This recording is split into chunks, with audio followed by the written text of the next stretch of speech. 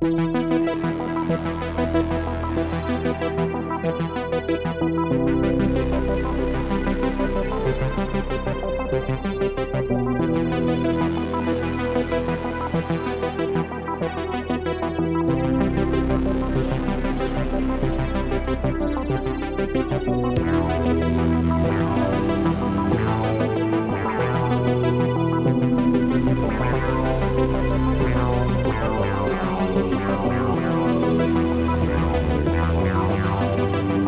my vehicle is a 2016 Dodge Challenger, and it recently flipped over 100,000 miles. And I wanted to kind of give an idea of my experience with this vehicle. It's a 2016 Dodge Challenger SXT, so it has the V6, it has the 8-speed transmission, and it's as basic as you can possibly get. Matter of fact, I had to add a few things. I added a spoiler and I added remote start with it. When I got it, I've got the vehicle with about 19,000 miles, and it was a like an enterprise rental car when I bought it. So it was, 19,000 miles of rental car people driving it. And when I got it, had a few scratches, a few issues, which is what I wanted. I wanted a vehicle that didn't have to worry about so much and just drive it. And basically, cut to the chase, I had to change the radio. The radio had to be changed. It was under warranty, so I didn't have to pay anything, but it did have to be changed. That's something that would cost $500 if you had to change it out of pocket. And I had to change the lift shocks on the trunk. Would not stay up very good, so I replaced those, and they were like 20 bucks on eBay, so I just put aftermarket ones on there, and that's it. Basically put tires, changed the oil, no brake pads, nothing, absolutely nothing. It's been an excellent vehicle. It gets good gas mileage. Right now I've been driving kind of more city driving, and I've been getting around, it's showing 24, 25, which is very low. Usually when I'm driving regularly, I've been spending a lot of time at home, but because of this whole virus deal. But normally when I'm driving, it's like 27, 28, somewhere in there. And I'll share pictures and stuff on my channel and online and Facebook and stuff, showing after a trip what I've gotten normally. But this is right now, it's very, very low, and me sitting here is not helping. Excellent gas mileage for a vehicle with 305 horsepower, and you can feel all that horsepower. It has true dual exhaust, so that way you don't have any restrictions as far as the exhaust there, and it just has a lot of power for a V6. It doesn't feel like a V6. It's really nice. The cruise control is easy to use. The buttons on the back of the steering wheel are essential. It's hard for me to even think about going to a vehicle that doesn't have them. Back here with the volume and all that stuff. And the voice recognition it has a lot of stuff. I don't use it that much, but every once in a while I'll push it and change the radio station or call somebody, that kind of thing. The Bluetooth system is slow, so when you get in the vehicle, it takes a little while. If you want to listen to the radio off of your Bluetooth device, like my phone, it takes forever for it to connect and get set up and start playing. So that's a little annoying sometimes. Another thing that's annoying is this door. It has that traditional cam and a spring, so it sometimes fights you. I don't know, it's just not as good as other vehicles where it actually, like other vehicles, when you open the door, it just stays wherever you leave it. This one has to spring, and there's only a couple spots, otherwise it's going to be bouncing around. That's a little bit annoying, especially a vehicle, a door this size. And also with the size of the door, I was kind of surprised. It doesn't have much play. It has like no play as far as the door bushings. A lot of older vehicles that I've had with a big heavy door like this, the door bushings would go out. Then you'd have that play, and it would start to drag on the underside here, and the door would, and you'd have to change the door bushings. But no problem so far with this one. The interior is filthy right now, but the interior's been fine. No tears or rips in the seats. And actually, it's interesting, it has a synthetic, you know, leather and stuff in the vehicle. I actually had bug spray on me one time with 100% DEET, 100% DEET, and DEET is notorious for melting plastics. Well, this vinyl, I mean, when I forgot about it, it was on me, and I felt like sticking on the armrest and over here, and it basically discolored it, and I thought I ruined it, but it wiped off and hadn't really had any problems since then, so that was really lucky. The illuminated cup holders are nice, as the illuminated the glove compartment, which some vehicles don't have. It's filthy, but I have it. It's illuminated glove compartment.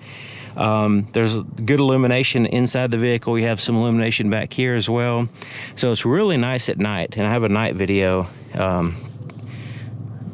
of this vehicle. When I first got it, I have a nice night video you can check out. As far as just comfort, it's nice. Now, I've had some issues with the seat squeaking, so it was really annoying if you're driving along and every bump you hit, you hear a squeak.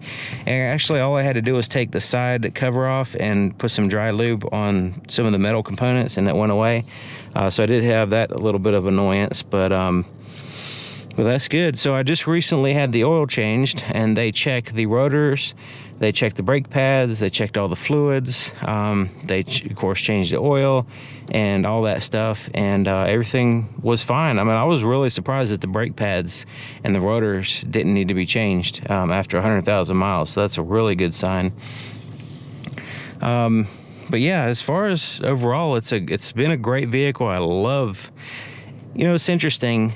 I go into and check out a lot of new vehicles, and there's a lot of nice vehicles on the on the market right now. But for my particular preferences, it's hard for me to think about even getting another vehicle. A lot of 4-cylinders don't get the gas mileage this one gets. They certainly don't have the power, and they don't have some of the features like the buttons on the back of the steering wheel. That's like really handy.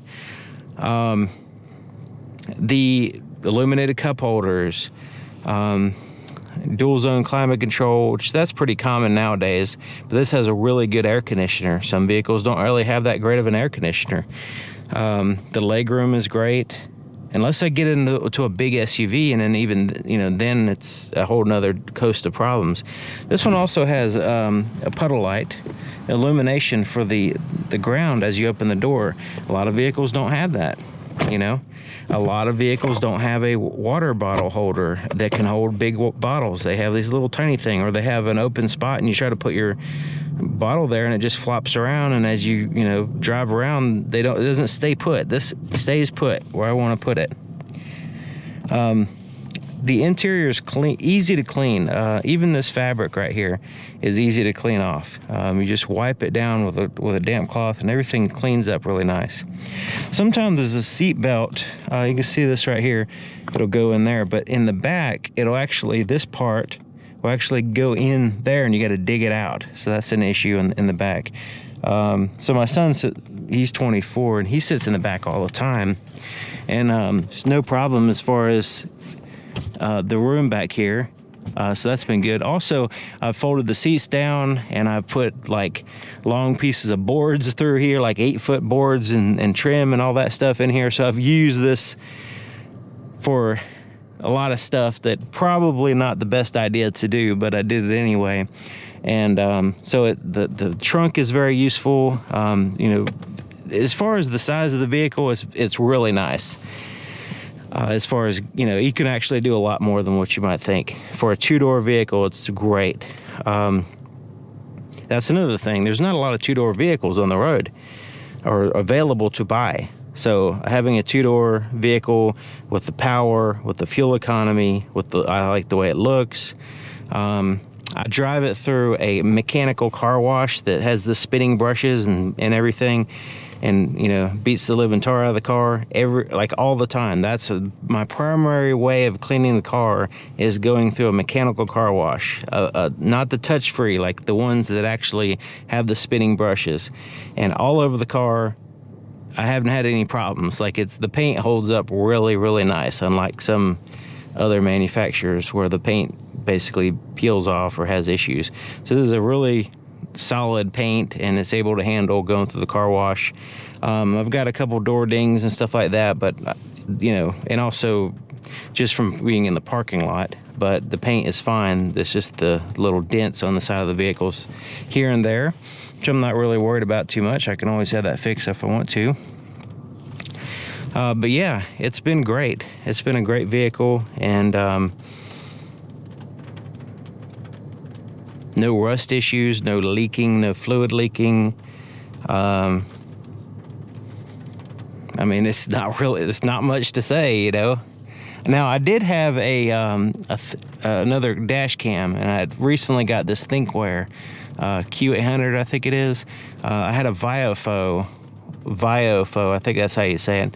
And I had one that a company sent to me, so I got it for free. It's a Chinese company, and I put it up there, and it seemed to work okay, but eventually it started messing up and rebooting and having all kinds of trouble. And then the company sent me a 4K version, which is basically the same thing I had, and it's 4K, and it was dead on arrival. Like it would look like it's working, but it would never actually record past 30 seconds. It would just screw up. So you had this, like, you think it's recording, but it's actually not type deal. So you know, that's kind of a problem. So anyways, the Viofo brand I have no confidence in anymore, because that's two right there that's having issues. So anyways, that's why I went to a different dash cam. This ridiculous spot for a radar detector, that is something that was supposed to be temporary, but it's just so convenient to access the buttons and everything. It just, I don't know, it's ridiculous to have it there, and it won't go up any further because of this plastic things in the way. But anyways, I just left it there and not worried about it. It just left it there. It was supposed to be temporary, and then it turned into a permanent thing. That's why it looks ridiculous. But it works good, and it's in the very center of the windshield, so it works perfect. And it's convenient. It just kind of looks crappy. So yeah, I mean, this is the type of vehicle. The only issue I have with the way they make them is if it had a manual seat. Right now, you don't have the option of a manual seat. You only have a power seat. So not really a big fan of power seats, but that's the way it is. The passenger side is manual, so that way I can move the seat quickly and out of the way. This one, I have to slowly move it around, and you know, that's a little annoying to me. It does have really bad blind spots, so now they make them with backup cameras and stuff, but this one doesn't have it. So the blind spots are an issue. Yeah, if you have any questions, leave it in the comments. I'll try to answer it. I have full 100,000 miles of experience with this vehicle. Thank you for watching, and I'll see you guys next time.